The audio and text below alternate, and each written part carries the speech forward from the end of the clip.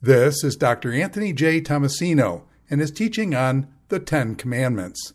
This is session number 10, Commandment 9, No False Witness.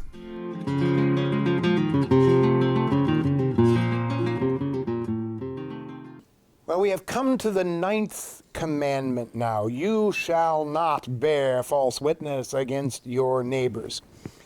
Now, back when I was in elementary school, in Sunday school class, I sometimes could be a bit of a problem child.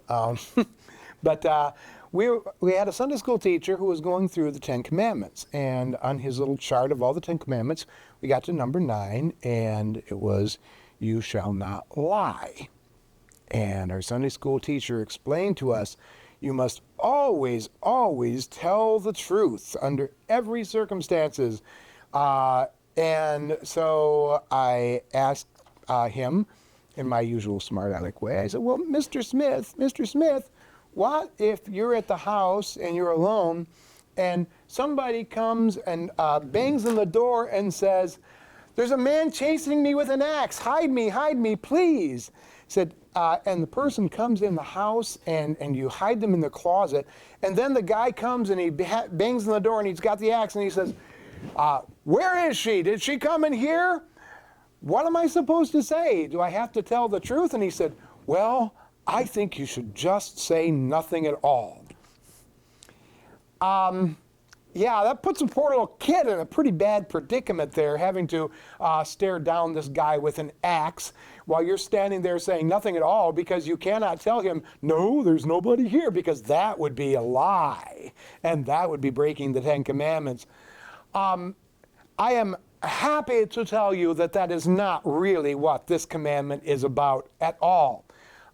In fact, I think that thou shalt not lie is probably a very bad translation because it is misleading and it raises a lot of questions which this commandment were never really meant to address.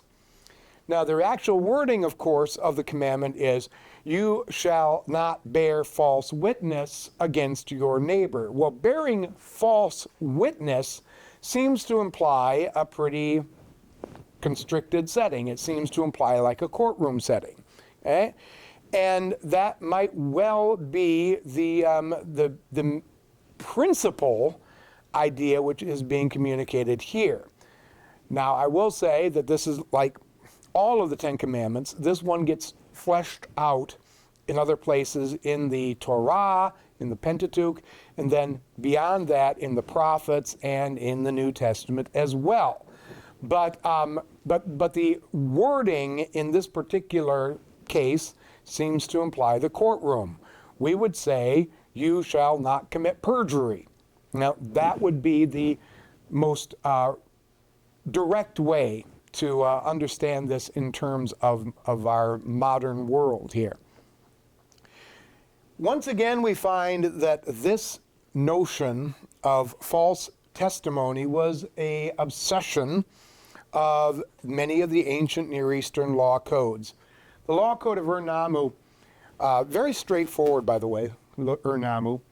If a man appeared as a witness and was shown to be a perjurer, he must pay 15 shekels of silver. Oh, this is very, very liberal compared to some of the other passages. If a man appears as a witness but withdraws his oath, he must make a payment to the extent of the value and litigation of these cases. Yeah, I mean, Ur-Nammu's law code was very, very generous in this particular case. Hammurabi, not so much. If anyone ensnare another, putting a ban upon him, but he cannot prove it, then he that ensnared him shall be put to death. So in other words, if you have accused somebody of a capital crime, ensnaring them, and then you cannot prove that they did it, then you are put to death. If anyone bring an accusation against a man, and the accused go to the river and leap into the river, if he sink in the river, his accuser shall take possession of his house.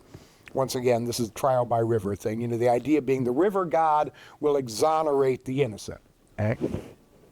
But if the river prove that the accused is not guilty, and he escape unhurt, then he who had brought the accusation shall be put to death, while he who leaped into the river shall take possession of the house that had belonged to his accuser. Once again, emphasizing the importance of spending time at the YMCA if you happen to live in ancient Babylon. Yep. If anyone bring an accusation of any crime before the elders and does not prove what he is charged, he shall, if it be a capital offense charged, be put to death. So this, we will find, is similar to the position in the Old Testament as well. And once again, just remember, 1750 BC, this is at least 350 years before the time of Moses, probably closer to 500. But what we're finding here is that unlike Urnamu, the Law Code of Hammurabi says if you're going to endanger somebody's life by accusing them and testifying that they committed a capital offense, you better be doggone certain that you can prove it. And if it is proven that you lied knowingly, then your life would be forfeit. And we do find, as I say, a very similar kind of prescription in the Torah, Leviticus chapter 19. You shall not swear by my name falsely. Once again, this is in that section in Leviticus 19 where he goes through and kind of comments and expands on each of the 10 commandments. This is going to be very important for this one. You shall not swear by my name falsely and so profane the name of the Lord your God. That's, the commandment, don't take the name in vain. You shall do no injustice in court. You shall not be partial to the poor or defer to the great, but in righteousness you shall judge your neighbor. You shall not go around as a slanderer among your people, and you shall not stand up against the life of your neighbor, meaning accusing them of a capital offense. I am the Lord. Deuteronomy 19, if a malicious witness arises to accuse a person of wrongdoing, then both parties to the dispute shall appear before the Lord. Note, they're not going to the river. They're going before the Lord, probably before the tabernacle or something of that sort, before the priests and the judges who are in the office in those days. The judges shall inquire diligently, and if the witness is a false witness and has accused his brother falsely, then you shall do to him as he had meant to do to his brother. So you shall purge the evil from your midst. And you can see this is very similar to the Code of Hammurabi. If you had intended to deprive your neighbor of property by a false testimony, then you would end up being deprived of property. If you had meant to have your neighbor killed by a false accusation, then you would be put to death. Now, the principle, we will find, is extended beyond just the classroom here, or the courtroom, I should say. The idea of bearing false witness, even though the language is very much the kind of language we would find at home in a court, does not just mean testimony in the court, as we'll find out as we look at some of these other passages. Primarily, we're not even really talking here about lying. And this is very much borne out in that passage in Leviticus 19. It's about using words that are meant to bring harm to another person. That is the primary intention behind this particular commandment. What we find is that really, is it about lying? I don't think that we've talked about some of the difficulties that arise if are you lying to protect someone, for instance? Are you lying to protect someone's feelings? If somebody's child has drawn a picture and they show it to you and they say, "Isn't it beautiful?" And you say, "Oh yes, that's lovely, dear. You're so talented." You could be lying through your teeth, but you're not being malicious. So what you're doing is not sinful, If the wife tells her husband, "Yes, dear, you really are more handsome now than you were in college. most likely what she's telling is not true. Is she violating this commandment? I don't think so. Primarily, this is not about telling a fib. It rather is about using words that are designed to bring harm to your neighbor. And that's really what God has in mind here. So, moving on then. Do not give false testimony is just going to be the tip of the iceberg. And once again, when we see some of these other passages in the Torah where they expand upon the Ten Commandments, they expand upon this one as well. The Torah draws several different applications from this basic principle. Now let's go back to the basic one, the forensic application, which is the idea don't commit perjury, okay? We read that passage already that spoke about how you were going to treat perjury. The results of perjury could be devastating to your neighbor.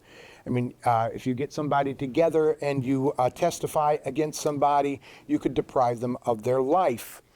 There's a lovely story in the Apocrypha about Daniel. And Daniel in the Apocrypha, by the way, in the additions to the book of Daniel, oftentimes appears more like a detective than a prophet. But in this case, two lecherous old men have been spying on a young virtuous woman, and they decide that the two of them are going to make a deal where they are going to try to blackmail the woman into sleeping with them, because what they do is they say, hey, if the two of us testify that we saw her committing adultery in her yard, then she'll be put to death. So we can gang up on her here and make her sleep with us by blackmailing her.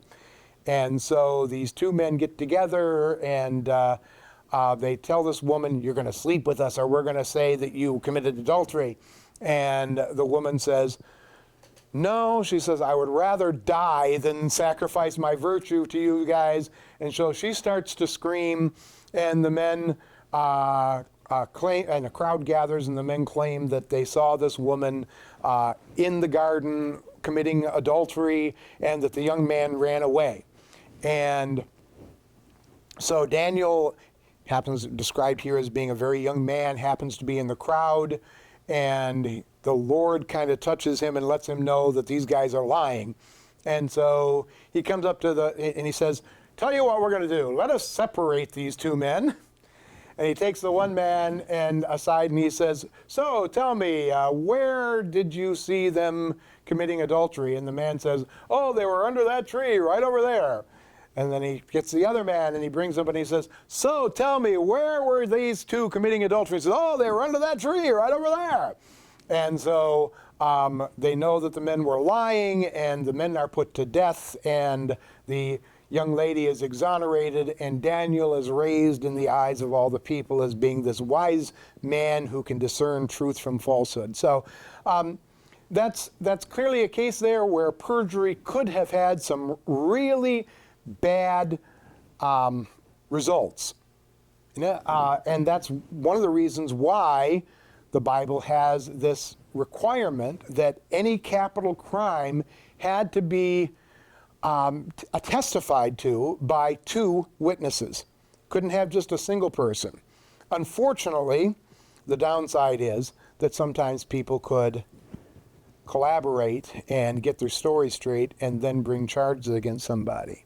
So we find this in the case of the story of Naboth's vineyard as well in the book of Kings, where there is a neighbor of the king Ahab, and Ahab likes that man's vineyard, and he wants that man's vineyard, and the man refuses to sell his vineyard because it's his ancestral inheritance. And so Queen Jezebel, she sees Ahab kind of sulking around. She says, what's wrong, Ahab, honey? And he says, oh, it's that mean old neighbor. He won't sell me his vineyard. And she said, oh, don't worry, I'll take care of him. And so Queen Jezebel bribes two men to say that they heard him blaspheming the name of the Lord. And so Naboth was stoned to death, and Ahab got his property.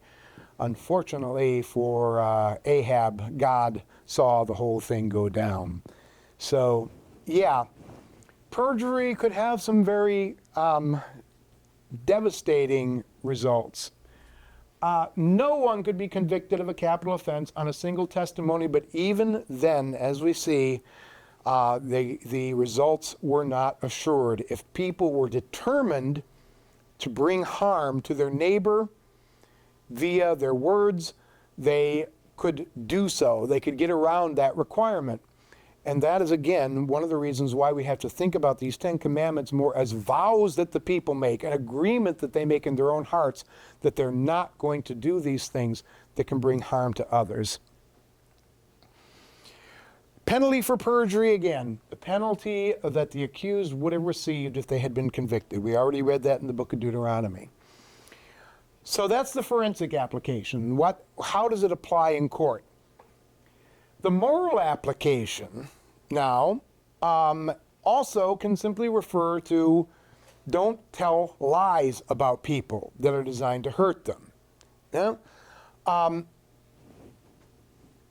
The words here could be interpreted either way. Yeah, the word false witness can also simply mean a mendacious account. A witness can also be simply account in Hebrew. So this could be either talking about a court testimony, or it can simply be talking about somebody telling lies about somebody.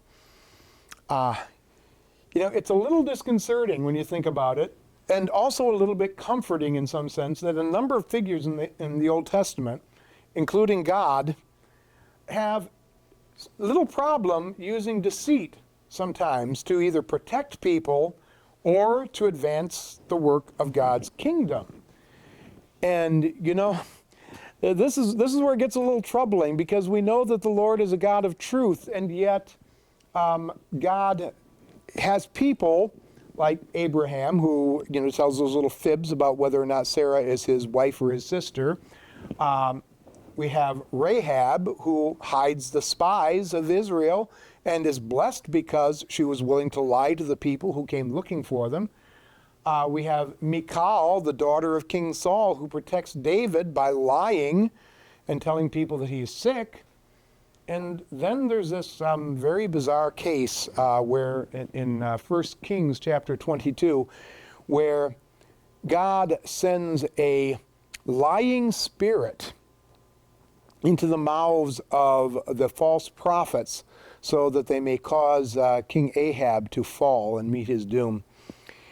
And we want to believe that truth, of course, is better than fiction, but there seem to be some cases where a falsehood said with good intention is more virtuous than simply trying to speak or say something which is true but hurtful. The Bible often condemns people who use lies to hurt others. This is a very common theme throughout the scriptures. In the Psalms and Proverbs, in the book of Jeremiah, falsehood is repeatedly condemned. So we've got the idea of the forensic approach. We've got the ethical question, the moral question. How about the interpersonal issue involved here? Leviticus 19, in commenting and expanding upon this particular commandment, tells us, do not go among the people as a tale-bearer, or as a gossip, we might say. What are we talking about here? The Hebrew word that is translated gossip in this verse here is rakil. Rakil can refer to either a false account or it can refer to a true account. So if somebody is gossiping about somebody, it doesn't necessarily have to be something that is false for it to be hurtful. A gossip reveals secrets, but a trustworthy spirit keeps a matter private. That's the same word there, rakil. the nominal form instead of the verbal form here. But Proverbs 16:28, a troublemaker sows discord and a gossip separates best friends. How do they separate best friends? By revealing things that they shouldn't have revealed, things that were better kept private and secret. So some truths are better kept to oneself. Even if it's true, it can still be used to hurt other people. So again, I think the strict interpretation of this is referring to lying is not taking into account the entire biblical witness about what this particular passage is talking about. Not only does it refer to lying, it also refers to gossip. And if you're not going to take my word for it, how about Jesus' word? Okay? Matthew chapter 15, verse 19. For out of the heart come evil thoughts, murder, okay, 10 Commandments, right? Adultery, okay. Sexual immorality, yeah, that's also in 10 Commandments. Theft, 10 Commandments. False witness, and slander. So Jesus goes beyond just the idea of the false witness, and he expands the 9th commandment to include not only lies, but also perjury, and perjury, but also rumors. Yeah, gossip can have a very bad effect. People seem to prefer gossip to be false rather than to be real, or true, or something of that sort. But people sometimes, I don't think, understand just how deeply the trouble can be rooted. Because a lot of people enjoy gossip for a number of reasons. But my grandfather was a minister a long time ago. And one of the churches where he served, a lady was telling everybody in the church that would listen to her about how suspicious it was that Sister Gert was getting a ride home with Reverend Haskins every Sunday and every Wednesday night after prayer meeting, Seemed that they were awfully cozy, didn't it? Yeah.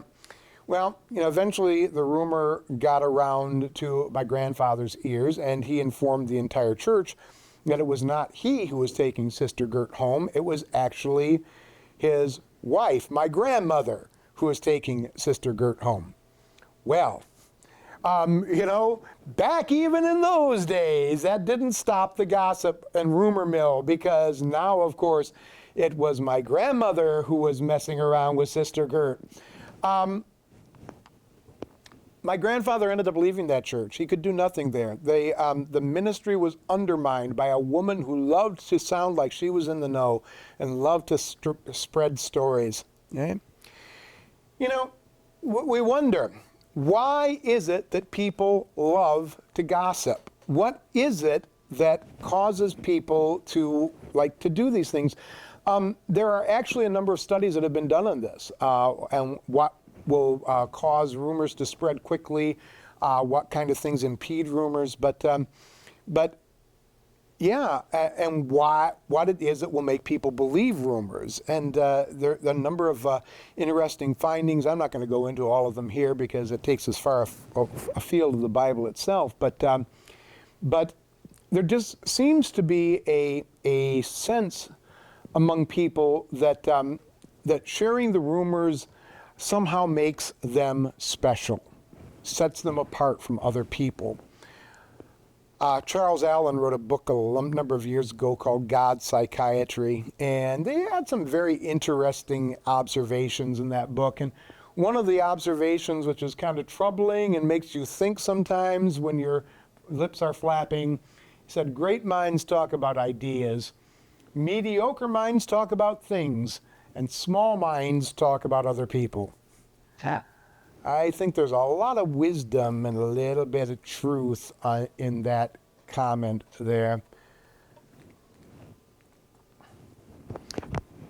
You ever think about how rumors spread? It maybe you remember this commercial. This was back in the early 1980s. There was a commercial for a shampoo. And I'm not going to give them an endorsement here, but you might be able to remember this. But anyway, so the commercial goes, I told 2 friends about Sudsy shampoo, and they told 2 friends, and so on, and so on, and so on. Well, I decided to do a little math one day. Every now and then I do that. But I decided to figure out if one person tells somebody on Sunday about their shampoo, and that person then, and another person, they tell 2 friends, and then each one of those friends goes out and tells 2 friends on Monday, and each of those people tells 2 friends on Tuesday, and each of them tells 2 friends on Wednesday, etc., etc., etc. How many people would know the story at the end of 2 weeks? How many people would know about Sudsy shampoo? Yeah. Maybe somebody could do the math in their head real quick. I actually had to, like run the figures and all that kind of thing. But the number is 31,967. If each person tells only 2 people a rumor, within the course of 2 weeks, almost 32,000 people have heard the story. And that's with everybody just telling 2 people. In a month, the entire city of Chicago will have heard the story. That's the power of the bell curve, So now imagine if it was something really, really juicy, not something that is, hey, look at my new shampoo, but some really juicy bit of gossip. Is somebody going to be satisfied telling just 2 people? No, it's going to spread fast. And how much damage can be done by somebody sharing a bit of destructive news? Just want to inform you, dear, so you can pray. The rabbis had a very interesting story about this kind of situation, a legend that sort of illustrates what kind of effect gossip can have. So as the story goes, there's a man named Yaakov. He became very angry at the local rabbi for something. So he decided to begin a rumor about the rabbi. Okay? A few days later, a man that Yaakov barely knew came up to Yaakov in the street, and he pulled Yaakov aside and he says, Yaakov, did you hear about what a drunkard our rabbi is? Well, at this point, Yaakov, hearing his own rumor, begins to feel a little bit guilty, and so he decided that maybe he should try to make amends. So he approached his rabbi and he asked the rabbi for forgiveness. Well, the rabbi says, I will forgive you, my son, but in order to be forgiven by God, you will have to perform an act of penance. You will have to perform a task that will show how sorry you are. And the first part of your penance is this. You are to take a pillow, a big new feather pillow, and you are to cut it open and to remove its feathers. And then you are going to take those feathers and you are going to lay one on the doorstep of every house in town where your rumor has spread. Then in 4 days you are to come back to me and I will give you the rest of your penance. So Yaakov, being very repentant, followed the instructions. He takes the pillow and cuts it open, and he lays a single feather on every doorstep. He knew by now everyone in town had heard the rumor, and so he was very certain that he made sure that that feather was at each doorstep. And then the first day came and went, and then the second and the third day there was a storm, but the fourth day was nice and sunny. And so Yaakov made his way back to the rabbi's house and knocks on the rabbi's door. The rabbi opens and Yaakov says, I have done as you commanded, Rabbi. Now what is the second half of my penance? And the rabbi answers and he says, now you are to go and collect all of those feathers. And you are all to put them back again and make the pillow as it was before. Yaakov was shocked, and he said, Rabbi, what you've asked is impossible. He says, what you are saying cannot be done. There is no way I can make the pillow like it was before. There is no way that the damage can be undone. By now the feathers have been scattered far and wide. And the rabbi says, and now, my son, you know what your words have done to me. Your words have spread far and wide, and the damage that they have done can never be undone.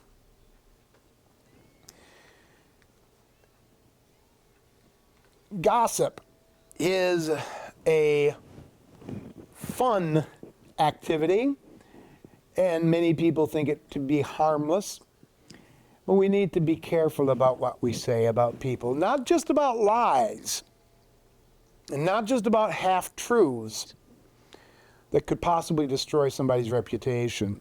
We need to even care about those truths that we mutter, those truths that might be better off kept to ourselves, because our words can take wing and fly to places that we never expected, or they might even come home to roost, ending up back on our own doorsteps and bringing us some embarrassment in the process. Jesus warned us. He said, you shall give an account for every idle word. I cannot help but believe that this is really the major principle behind this 9th commandment. The principle not just of not perjuring ourselves in the courtroom, but the greater principle of being careful about the way that we use our words and the way that those words might bring injury to our neighbors.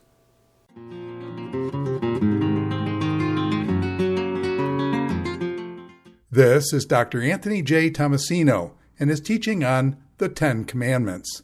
This is session number 10, Commandment 9, No False Witness.